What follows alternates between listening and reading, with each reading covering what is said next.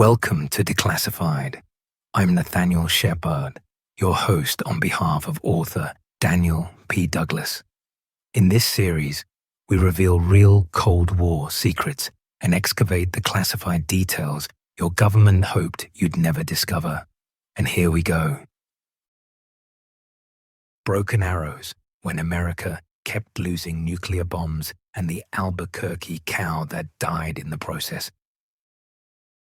The Cold War accidents that could have ended cities. It was May 22nd, 1957. The spring sun beat down on a cow pasture south of Albuquerque, New Mexico. A cow grazed in the desert scrub, unaware that she was about to become the only casualty of one of America's most absurd nuclear accidents. Somewhere above her, a B-36 bomber was approaching Kirtland Air Force Base. In its belly sat a Mark 17 hydrogen bomb. This weapon was more than 1,000 times more powerful than the bomb that destroyed Hiroshima. It weighed 42,000 pounds. It was the largest nuclear weapon America had ever built, and it was about to fall out of the airplane. Welcome to the world of broken arrows. That's the military's term for accidents involving nuclear weapons. Since 1950, the Pentagon admits to 32 of these incidents. 6 nuclear weapons have been lost and never recovered. This is the story of how America kept dropping, losing, and nearly detonating its own nuclear arsenal during the Cold War. Why were we flying nuclear bombs everywhere? To understand how America kept losing nuclear bombs, you need to understand the fear that drove the Cold War. In 1957, the Soviet Union had nuclear weapons too. American military planners were terrified of a surprise attack.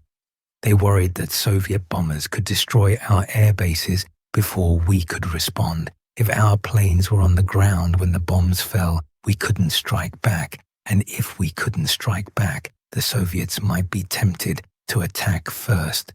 The solution was simple, brutal, and insane. Keep the bombs moving. The Strategic Air Command, known as SAC, ran America's nuclear bomber fleet. Their motto was, "Peace is our profession."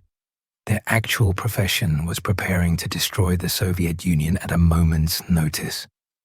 Starting in the late 1950s, SAC kept nuclear-armed bombers in the air around the clock. Other planes sat on runways with engines warm, ready to take off within 15 minutes of a warning. This meant nuclear weapons were constantly being transported, loaded, unloaded, and flown across the country and around the world. Every flight was a chance for something to go wrong, and things went wrong regularly. The giant that carried doomsday. The B-36 Peacemaker was the biggest bomber America ever built. Its wingspan stretched 230 feet, longer than the Wright brothers' first flight. It had 6 propeller engines and 4 jet engines. Pilots joked that 6 turning, 4 burning was the ideal setup. The B-36 could fly from Texas to Moscow and back without refueling. This made it perfect for carrying nuclear weapons. Until the B-52 came along in 1955, the B-36 was the main delivery system for America's hydrogen bombs. It was the weapon that would end the world if the Cold War ever turned hot. But the B-36 had problems. Its massive airframe twisted and groaned during flight. Turbulence made the whole aircraft flex like a giant aluminum snake. Mechanical systems failed. Engines caught fire. And the bomb release mechanisms were far from foolproof. The Mark 17 hydrogen bomb was built specifically for the B-36. No other aircraft could carry it. At 24 feet long and weighing 21 tons, the Mark 17 was so big that the B-36 needed special modifications just to fit it inside. Loading the bomb required combining two bomb bays into one giant space. Every time a B-36 took off with a Mark 17 aboard, it carried enough destructive power to vaporize a major city. And these flights happened constantly. Training missions, transport runs, alert drills, nuclear weapons crisscrossing American skies day after day. What could possibly go wrong? The day the bomb fell. On the morning of May 22, 1957, a B-36J bomber took off from Biggs Air Force Base near El Paso, Texas.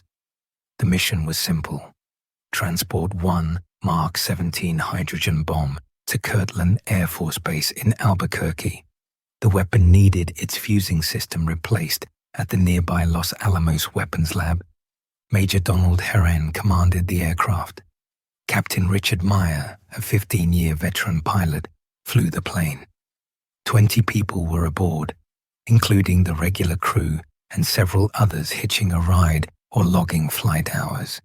In the rear bomb bay sat the Mark 17. Its plutonium core had been removed and stored separately on the aircraft, a safety measure during transport. The flight was routine. The weather was clear. Just before noon, the B-36 approached Kirtland and began its landing approach. The aircraft descended to 1,700 feet. This is where safety procedures became deadly. The Mark 17 was held in place by a pneumatic release mechanism. During flight, a metal locking pin was inserted to physically prevent the bomb from dropping, even if the release was accidentally triggered. But during takeoffs and landings, the pin was removed. This allowed the crew to quickly jettison the bomb if the aircraft had an emergency. First Lieutenant Robert Karp, the navigator and bombardier, crawled into the bomb bay as the aircraft descended. His job was to remove the locking pin before landing. He reached across the top of the massive weapon and pulled the pin free. It came out easily. 20 seconds later, the Mark 17 fell through the closed bomb bay doors. The longest 20 seconds. Nobody knows exactly what went wrong. Some reports say the aircraft hit turbulence and Karp grabbed the release lever to steady himself. Karp insisted the lever snagged on his equipment. One account suggests a crewman's flight jacket zipper caught on a control cable. Whatever happened, the bomb was suddenly free. The 42,000-pound weapon tore through the closed bomb bay doors. Released of its massive burden, the B-36 jumped up hundreds of feet in seconds. A gunner shouted, "Bombs away." Karp radioed the cockpit. "Bomb bay to AC, we just dropped the blivat." Blivat is military slang. The classic definition is 10 pounds of manure in a 5-pound bag, meaning something overstuffed, awkward, or an impossible situation. The Mark 17 certainly qualified. Captain Meyer breathed a sigh of relief that Karp hadn't fallen out with the bomb. Then he struggled to regain control of the suddenly lighter aircraft. The Mark 17 had a parachute, but it was designed to slow the bomb's fall during an attack, not to provide a soft landing. From 1,700 feet, there wasn't enough time for the chute to help much anyway. The weapon fell nose first into a cow pasture about 5 miles south of the Kirtland control tower. The bomb's conventional explosives detonated on impact. These were the explosives designed to compress the plutonium core and start a nuclear chain reaction. Without the core installed, no nuclear explosion occurred, but the conventional blast was still massive.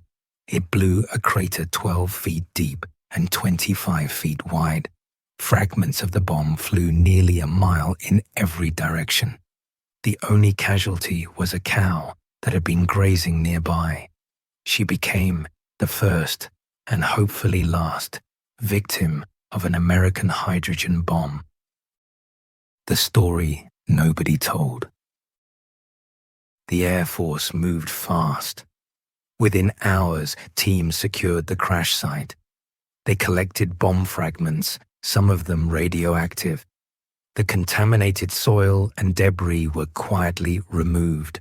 A cover story went out. A conventional service bomb had accidentally dropped during a training exercise. For nearly 30 years, the truth stayed buried. The Albuquerque incident wasn't declassified until August 1986. The people of New Mexico had lived for decades without knowing that a city-killer hydrogen bomb had exploded just miles from downtown Albuquerque. A spokesperson for the Department of Energy confirmed the basic facts. The plutonium core had been stored separately on the aircraft. It was routine procedure at the time, he said. Had it not been routine, the accident could have ended differently enough to alter human history. The land where the bomb fell now sits within a development called Mesa del Sol. Fragments of the weapon, some still radioactive, can reportedly still be found in the area if you know where to look. Most people driving past have no idea they're passing the site of a nuclear weapons accident. The accidents that kept happening. The Albuquerque cow was lucky in a terrible way. She died quickly from conventional explosives. Other Broken Arrow incidents came much closer to nuclear catastrophe. In January 1961, a B-52 broke apart over Goldsboro, North Carolina. 2 hydrogen bombs fell toward the Earth. One bomb's parachute deployed and it landed relatively intact. The other bomb hit the ground at high speed. When investigators examined it, they found that 5 of its 6 safety mechanisms had failed. A single switch, one simple electrical component, had prevented a nuclear detonation in North Carolina. That bomb carried a 20-megaton warhead, more than 1,000 times more powerful than Hiroshima. In 1958, a B-47 collided with a fighter jet during a training mission over Georgia. The pilot jettisoned his nuclear weapon into the waters off Tybee Island rather than risk a crash landing. The bomb was never found. It's still there today, somewhere in the mud of Wassaw Sound. In 1966, a B-52 collided with a tanker aircraft over Spain. 4 hydrogen bombs fell near the village of Palomares.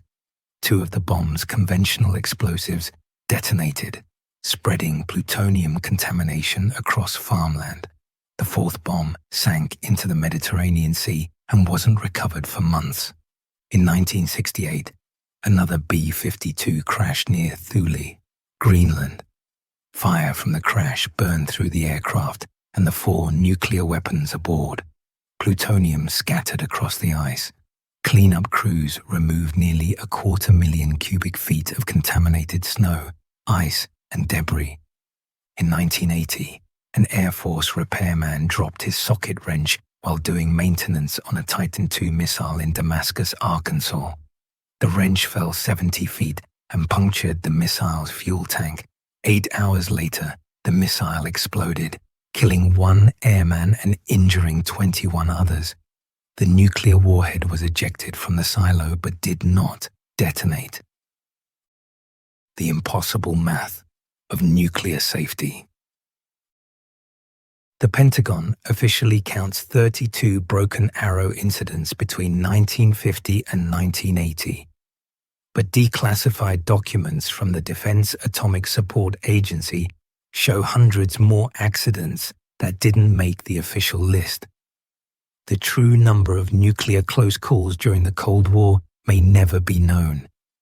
The military defended its record by pointing to the safety systems. Nuclear weapons have multiple safeguards designed to prevent accidental detonation. And technically, no American nuclear weapon has ever detonated by accident. The bombs that fell, burned, crashed, and sank did not produce nuclear explosions. But this misses the point. When you transport nuclear weapons constantly, when you keep them airborne around the clock, when you build a military strategy around moving city-killing devices across continents, you are gambling. Every flight is a roll of the dice. The safety systems worked thousands of times, but in Goldsboro, 5 out of 6 failed. One switch saved North Carolina from nuclear fire. The Albuquerque incident shows how normal this insanity became. Flying hydrogen bombs was routine. Removing safety pins before landing was standard procedure. The crew followed their training. Everything worked exactly as designed. And yet, a 15-megaton weapon still ended up in a cow pasture because something snagged on something else in a bomb bay. The cow's legacy. Today, you can visit the National Museum of Nuclear Science and History in Albuquerque. A Mark 17 bomb casing sits on display there, just miles from where its twin cratered a cow pasture in 1957. The museum doesn't dwell on how close that bomb came to ending Albuquerque. The exhibit treats the weapon as a historical artifact, a relic of the Cold War. And in a sense, it is. The B-36 was retired by 1959. The Mark 17 was phased out as smaller, more compact hydrogen bombs became available. The specific circumstances that killed that cow can never happen again. But the broader lesson remains. Nuclear weapons are dangerous not just because of their explosive power. They are dangerous because humans handle them. Humans make mistakes. Zippers snag on cables. Wrenches get dropped. Pilots get lost. Equipment fails. And when you build a military strategy that requires constant movement of nuclear weapons, you accept that accidents will happen. The cow grazing south of Albuquerque on that spring morning in 1957 had no idea what was about to fall from the sky. Neither did the people of Albuquerque, neither did the crew of the B-36. Everyone was just doing their job in a world where nuclear bombs flying overhead had become normal. That's the real horror of broken arrows. Not the accidents themselves, but the system that made them inevitable. When you normalize the transportation of weapons that can destroy cities, you accept that some of those weapons will fall, sink, burn, or nearly detonate. The cow was just the first to learn this lesson the hard way. 6 American nuclear weapons are still missing. They lie in ocean mud and swampland, waiting. The Cold War is over, but its broken arrows are still out there. And there it is, another documented descent into the declassified, filed properly, stamped accordingly, and revealed at last. I'm Nathaniel Shepard, your host on behalf of author Daniel P. Douglas.